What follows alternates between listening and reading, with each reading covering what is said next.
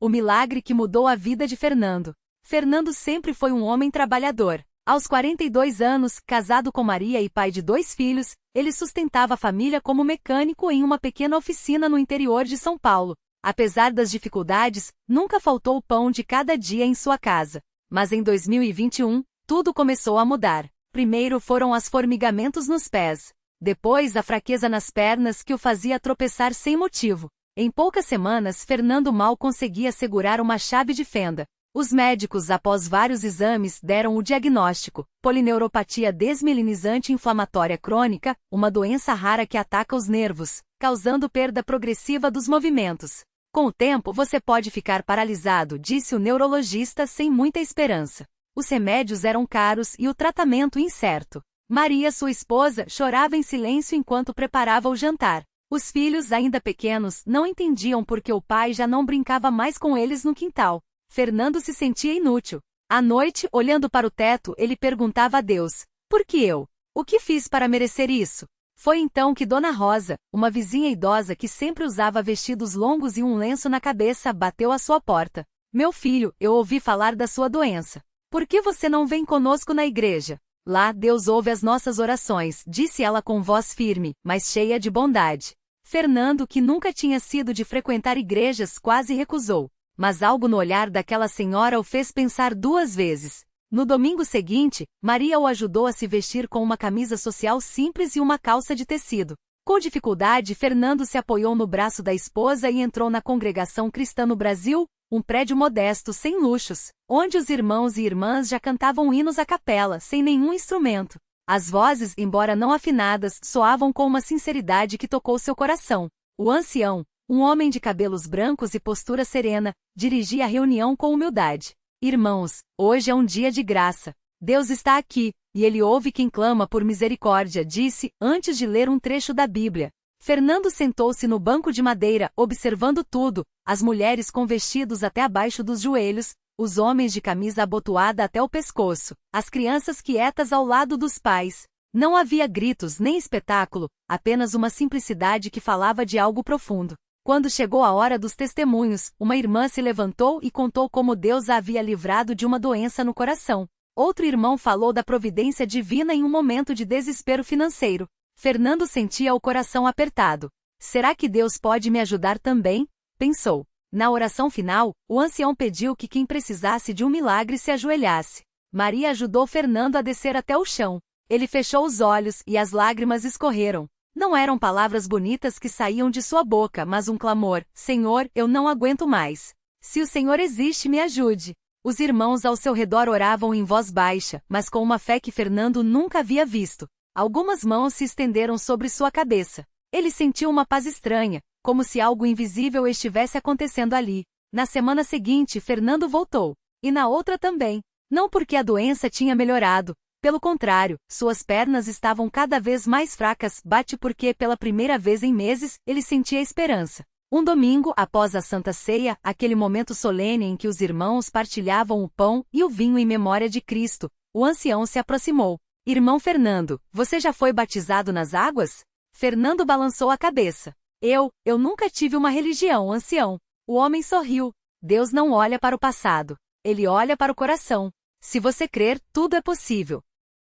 Naquela noite, depois de muito pensar, Fernando decidiu se entregar a Deus. No domingo seguinte, diante de toda a congregação, ele foi batizado nas águas, mergulhado na pia batismal como símbolo de uma nova vida. Quando saiu da água, sentiu algo diferente, não uma cura instantânea, mas uma força interior que não vinha dele. As semanas passaram.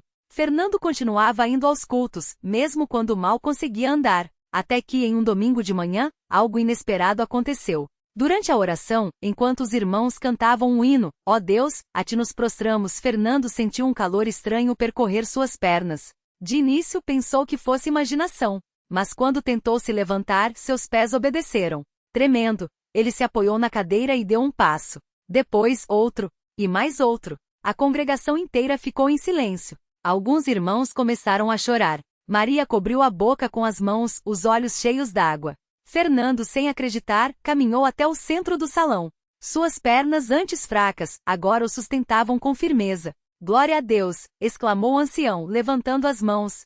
Os irmãos se abraçaram, e o salão encheu-se de louvor. Não houve gritos nem exaltação excessiva, apenas gratidão pura, daquela que só quem já viu um milagre entende. Nos meses que se seguiram, os médicos ficaram perplexos.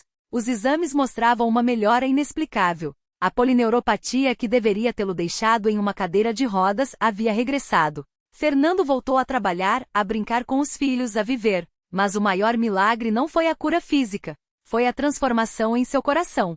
Antes ele era um homem amargurado, que questionava a justiça de Deus.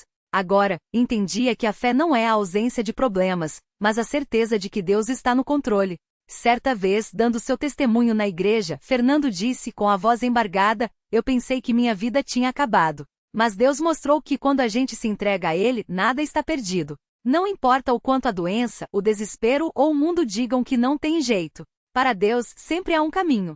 E assim, entre hinos cantados sem instrumentos, orações sinceras e a simplicidade daqueles que servem a Deus sem alarde, Fernando aprendeu a lição mais importante. A verdadeira riqueza não está na saúde, no dinheiro ou na força, mas em confiar àquele que pode tudo. Até hoje, quando alguém pergunta como ele foi curado, Fernando sorri e responde: "Não foi o médico. Não foi remédio. Foi Deus na sua igreja, através da fé de um povo humilde que não desiste de orar." E essa história não terminou ali. Porque quando Deus opera um milagre, Ele não faz só pela pessoa, Ele quer que aquele milagre se multiplique, toque outras vidas e mostre ao mundo que Ele ainda está vivo, agindo com poder. Fernando voltou para casa naquele dia com uma certeza no coração. Ele não podia guardar só para si o que Deus tinha feito. Começou a levar pessoas para a Universal. Primeiro foi o vizinho que sofria com dores nas costas há anos e já não conseguia nem trabalhar. "Vem comigo domingo, irmão. Lá tem uma força que o médico não tem", dizia Fernando com convicção. O homem cético foi só para não contrariar. Mas na primeira reunião, quando o pastor orou por ele, sentiu algo quente percorrer suas costas, como se mãos invisíveis estivessem ajustando. Na semana seguinte, estava de pé, sem dor, segurando uma enxada no quintal, coisa que não fazia há mais de 2 anos. Depois veio a prima de Fernando, que havia perdido a esperança de engravidar depois de 4 abortos. "Deus já me deu um milagre, Ele pode dar para você também", falou Fernando, segurando a mão dela com firmeza. Ela chorou durante toda a oração, mas 3 meses depois, o teste de farmácia mostrou 2 linhas. Hoje o bebê dela, um menino chamado Davi, corre pela igreja nos dias de culto infantil, e a mãe não se cansa de dizer: "Esse milagre começou quando Fernando me levou para a Universal." Mas nem tudo foi fácil. Teve gente que zombou. "Ah, você acha que só porque você sarou, todo mundo vai sarar?" Fernando respondia com calma: "Não sei se todo mundo vai sarar, mas sei que Deus é o mesmo ontem, hoje e sempre. E se Ele fez por mim, pode fazer por qualquer um que crer." Teve até um antigo colega de trabalho que o desafiou: "Prova que esse Deus seu existe. Me cura dessa depressão que me está matando." Fernando não discutiu. Só disse: "Vem comigo amanhã à noite." Não é sobre provar, é sobre experimentar. O homem foi. E naquela reunião da campanha da fé, enquanto o pastor falava sobre a importância de persistir na oração, ele sentiu algo quebrar dentro dele. Não foi de uma vez. Não foi como um raio. Foi como se uma carga pesada fosse tirando aos poucos, até que no final da reunião, ele se ajoelhou e chorou como nunca. Nas semanas seguintes, a escuridão que o acompanhava há anos começou a perder força. Hoje ele é um dos que mais oram pelos outros na igreja, sempre dizendo: "Se Deus tirou eu do fundo do poço, Ele pode tirar qualquer um." Fernando aprendeu que o milagre não era só a cura do seu corpo, mas a transformação da sua vida em uma ponte para outros encontrarem a Deus. Ele passou a frequentar as reuniões de terça-feira, onde as pessoas oram umas pelas outras com uma fé que não se abala. Virou um homem de oração, acordando de madrugada para clamar por suas batalhas e pelas dos irmãos. "Antes eu pedi a Deus que me tirasse do sofrimento. Hoje peço que Ele me use para tirar outros", costuma dizer. E Deus tem usado. Já faz 5 anos que Fernando recebeu aquele diagnóstico que parecia uma sentença de morte. Hoje os exames não mostram mais nenhum vestígio da doença. Os médicos chamam de remissão espontânea, mas Fernando sabe a verdade: não foi espontâneo, foi sobrenatural. E o mais lindo é que onde antes havia medo, agora há propósito. Onde antes havia dor, agora há gratidão. Onde antes havia solidão, agora há uma família de fé que não o deixa desanimar. Toda vez que ele entra na Universal, olha para o altar e lembra daquela noite em que se ajoelhou ali fraco, quase sem forças, mas com um grito no coração: "Senhor, se o Senhor existe, me mostra." E Deus mostrou. Não do jeito que ele esperava, não no tempo que ele queria, mas do jeito certo, no tempo perfeito. Porque Deus não está só no controle dos milagres, Ele está no controle de cada lágrima, cada luta, cada vitória. E a história de Fernando é só mais uma prova de que, quando a gente menos espera, Deus está preparando algo tão grande que nem nossos olhos podem ver ainda. Mas a fé vê, a fé sabe. E a fé não desiste porque sabe que no final, a última palavra é sempre de Deus. Hoje, Fernando não é mais aquele homem que entrava na igreja arrastando os pés, com o peso do mundo nas costas. Agora ele é um dos primeiros a chegar nos cultos, não só para buscar a presença de Deus, mas para estender a mão a quem chega como ele chegava antes, perdido, machucado, sem esperança. Ele sabe bem o que é olhar nos olhos de alguém e dizer: Deus pode mudar sua história. Eu sou a prova. Foi numa dessas manhãs de sábado, enquanto ajudava a organizar as cadeiras do templo, que ele conheceu a Dona Maria. Uma senhora de cabelos brancos, mãos trêmulas e um olhar que carregava anos de dor. Ela tinha perdido o filho há pouco tempo, vítima de uma violência que ninguém conseguia explicar. Meu menino tinha só 22 anos. Ela sussurrou, segurredando um lenço gasto entre os dedos. Fernando sentiu o coração apertar. Ele conhecia aquela dor, não pela mesma perda, mas pela sensação de vazio que só quem já esteve no fundo do poço entende. Sem pensar duas vezes, ele a levou até um canto mais quieto do templo e começou a contar sua própria história. Falou das noites em claro, do desespero, da vez em que quase desistiu de tudo. Mas também falou da mão que o segurou quando ele não tinha mais forças, do pastor que orou por ele como se fosse da família, dos irmãos na fé que não o deixaram cair. Dona Maria, eu não vou dizer que é fácil. Não vou dizer que a dor some de uma hora para outra. Mas eu posso garantir uma coisa, se a senhora entregar isso nas mãos de Deus, Ele vai transformar essa dor em algo que a senhora nem imagina. Ela olhou para ele com lágrimas nos olhos, balançando a cabeça como se não acreditasse que ainda pudesse haver luz no fim daquele túnel. Fernando então fez o que alguém havia feito por ele no passado, ajoelhou-se ao lado dela, pegou suas mãos e começou a orar. Não com palavras bonitas ou rezas decoradas, mas com a mesma sinceridade desesperada que um dia salvou a sua própria vida. Senhor, a senhora aqui precisa sentir o Senhor. Precisa saber que o Senhor não abandonou ela. Que o filho dela está nos braços do Pai, e que a dor dela vai virar força. Mostra para ela, Jesus, como o Senhor mostrou para mim. Os dias passaram, e Dona Maria começou a frequentar a Universal. No começo era só para ver como era. Depois passou a vir porque, pela primeira vez em meses, conseguia respirar dentro daquele lugar. Um sábado, durante o culto de libertação, ela se levantou tremendo, com lágrimas escorrendo pelo rosto, e deu um testemunho que deixou até os obreiros emocionados. Eu vim aqui achando que nunca mais ia sorrir, mas Deus me mostrou que mesmo no luto Ele está aqui. E hoje eu sinto meu filho em paz. E eu também tô começando a ficar. Fernando, lá no fundo, sorria com os olhos cheios d'água. Ele sabia muito bem o que era aquela sensação de alívio, aquele peso saindo das costas como se alguém tivesse cortado correntes invisíveis. Porque a Universal não era só um lugar de milagres grandiosos, daqueles que aparecem nos jornais. Era um lugar onde Deus trabalhava nos detalhes, num abraço no momento certo, numa palavra que parece feita só para você, numa oração que parece subir direto ao céu. E assim, a história de Fernando se tornou parte de outras histórias. Ele, que um dia foi salvo por um milagre, agora era instrumento de outros. Não porque fosse especial, mas porque tinha aprendido uma verdade simples: quando Deus muda uma vida, Ele não faz isso só por aquela pessoa. Ele faz para que essa vida se torne um farol. Para que no meio da escuridão, alguém possa olhar e dizer: se Deus fez por ele, pode fazer por mim também. E a igreja continuava cheia.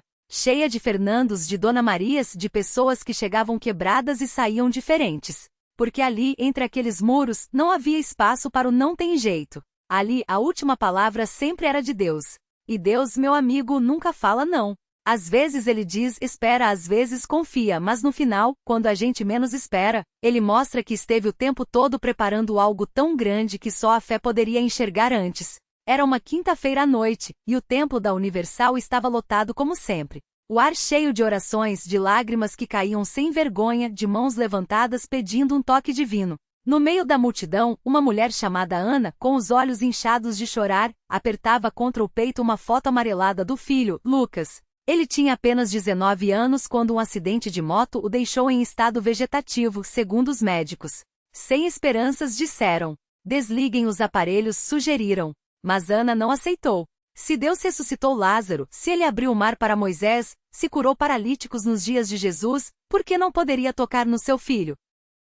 Ela já tinha vindo à igreja antes, mas naquela noite algo era diferente. Enquanto o pastor falava sobre a fé que move montanhas, Ana sentiu uma paz tão grande que parecia abraçar sua alma. Não era resignação, não era conformismo, era uma certeza que nascia dentro dela, Deus ia fazer. Não sabia como, não sabia quando, mas ia. E quando o pastor fez o apelo para que quem precisasse de um milagre viesse à frente, Ana não hesitou. Com as pernas trêmulas, mas o coração firme, ela subiu ao altar, segurando a foto do filho como se fosse sua última esperança. Os obreiros a receberam com um abraço apertado, como se já soubessem da dor que ela carregava. Irmã, hoje é o seu dia, disse uma delas, colocando a mão em seu ombro. Ana fechou os olhos e começou a orar, mas não com palavras bonitas ou frases decoradas, com gemidos, com lágrimas, com a dor crua de uma mãe que não queria enterrar o filho antes da hora. E então, como um sopro, ela ouviu dentro de si, confie em mim. No mesmo instante, no hospital, a 30 quilômetros dali,